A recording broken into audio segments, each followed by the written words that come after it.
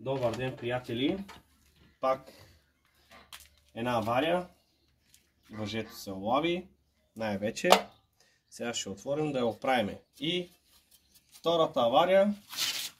Не само трябва да се работи, но трябва да сменим и маслото на самия двигател.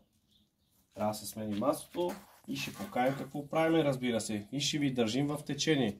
Тук трябва да изчистим хубаво. Правя пак от тревата. Трябва да се услужи хубаво мотофрезата. Не само да работим с нея и да не се услужи. Просто няма шанс, приятели. Тук трябва да се работи при нас хубаво качество. Ето, приятели, сега сме откачили. Разбира се, косачката. Сега да видим какво масло ще изтече тук. От миналата година сме го източили сега.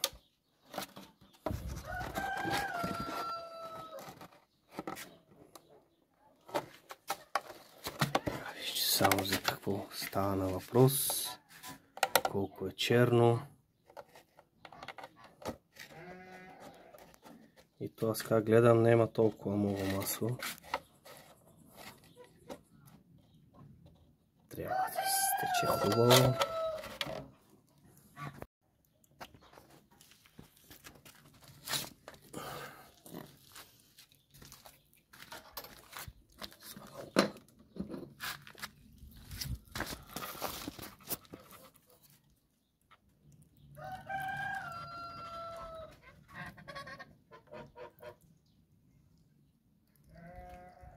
Така да стече хубаво. Трябва да оправя вече долу на земята.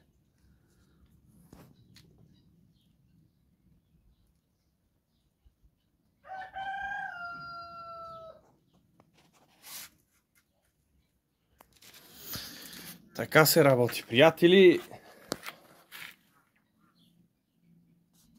И разбира се, приятели, от миналата година чак сега го сменяме, сега почваме работа. Миналата година не сме работили толкова много, ама пак си иска своето. Да си смениме, разбира се, маслото. Ново си е ново за двигателчето.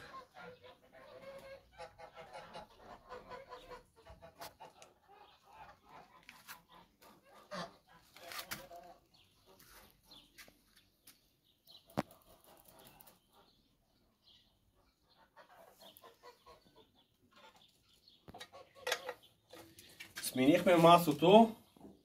Сега ще стегнем и въжето. И разбира се, приятели, чакайте до вечера жътвата на тревата. И хубаво, успешен ден пожелавам на всички приятели и колеги. Живи, здрави!